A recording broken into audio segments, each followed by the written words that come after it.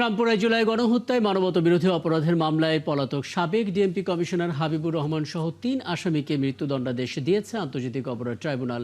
আর এক আসামি এসআই তারিকুলকে যাবজ্জীবন কারাদণ্ডের আদেশ দেওয়া হয়েছে। এছাড়া গ্রেফতার থাকা একমাত্র আসামি এএসআই চঞ্চলকে ২০ বছরের সাজা দেওয়া হয়েছে।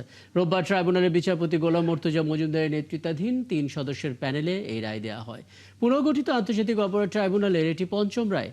মৃত্যুদণ্ডপ্রাপ্ত বাকি ২ আসামি তখনকার খিলগাঁও জোনের অতিরিক্ত উপকমিশনার রাশেদুল ইসলাম এবং রামপুরা থানার ওসি মশিউর রহমান।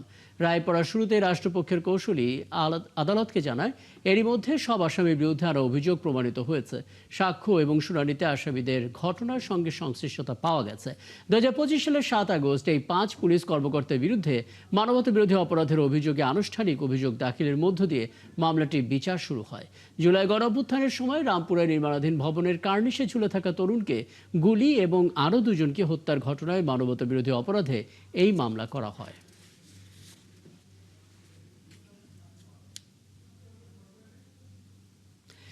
ট্রাইব্যুনালে আছেন সহকর্মী মাইনুল মারুফ। রায়ের আরো খবর নিয়ে যুক্ত হচ্ছেন আমাদের সঙ্গে। মাইনুল মারুফ, আপনার মাধ্যমে এবং বিটিভিতে সরাসরি সম্প্রচারের মাধ্যমে আমরা দেখছিলাম রায় পড়ার বিষয়গুলো এবং পরবর্তীতে রায় ঘোষণার বিষয়গুলো। তাৎক্ষণিক কিছু বিষয় আমরা জেনেছি, এবার আপনি কি জানতে পারলেন আরো একবার আমাদেরকে জানাবেন। পর্যবেক্ষণে কি বলেছে ট্রাইব্যুনাল, পলাতকদের ফিরিয়ে আনার বিষয়ে কোনো সিদ্ধান্ত হয়েছে কিনা?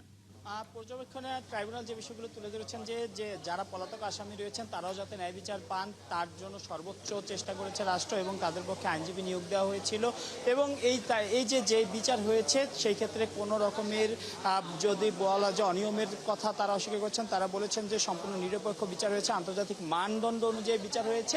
এবং এই বিচারকে তারা বলেছেন যে সবাই যেন ন্যায় বিচার পায় সেই বিষয়টি তারা খেয়াল রেখেছেন। ভিকটিম পরিবার এবং যারা এখানে আসামি রয়েছেন তারা সবাই যেন ন্যায় বিচার পান সেই বিষয়টি অনুযায়ী কিন্তু এই রায় হয়েছে। অর্থাৎ আন্তর্জাতিক অপরাধ ট্রাইব্যুনালে এটি কিন্তু একটি গুরুত্বপূর্ণ মামলা ছিল, কারণ জুলাই অভ্যুত্থানকালীন সময়ে যে কার্নিশে ঝুলে থাকা এক ব্যক্তিকে গুলির যে ভিডিও ছড়িয়ে পড়েছিল এটি কিন্তু বেশ সাড়া ফেলেছিল।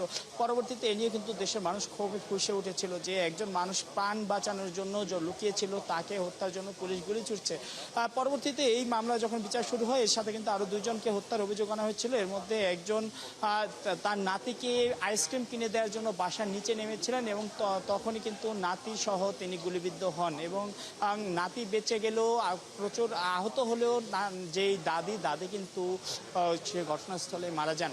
আর অপরদিকে আরেকজন যে ভুক্তভোগী ছিলেন তিনি জুমার নামাজ পড়ে বের হয়ে গুলির মাঝামাঝি পড়েন এবং সেখানে কিন্তু নিহত হন। এই ২টি হত্যা এবং যে আমির হোসেনকে কার্নিশে ঝুলে থাকা তাকে গুলি, এই ৩টি অভিযোগে কিন্তু এই বিচার চলে। এবং এখানে যেমনটা বলছিলেন যে ৩ জনকে মৃত্যুদণ্ড দেওয়া হয়েছে এবং ২ জনকে বিভিন্ন মেয়াদে কারাদণ্ড দেওয়া হয়েছে। যেই ২ জনকে বিভিন্ন মেয়াদে কারাদণ্ড দেওয়া হয়েছে তার মধ্যে এসআই চঞ্চল চন্দ্র সরকার এবং তরিকুল ইসলাম, তারা ২ জনই দেখা গেছে যে ভিডিওতে যে ২ জন গুলি করছেন আমির হোসেনকে সেই অভিযুক্ত এবং তাদেরকে কিন্তু বলা যায় যে একজনকে এসআই চন্দ্র সরকারকে ২০ বছর এবং তরিকুলকে কিন্তু ২২ যাবজ্জীবন কারাদণ্ড দেওয়া হয়েছে।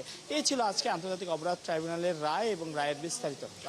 অনেক ধন্যবাদ মাইনুল মারুফ। নিশ্চয়ই পরবর্তীতে আরো কথা হবে আপনার সঙ্গে। সহকর্মী মাইনুল মারুফ আন্তর্জাতিক অপরাধ ট্রাইব্যুনাল ১ থেকে যুক্ত হয়েছিলেন।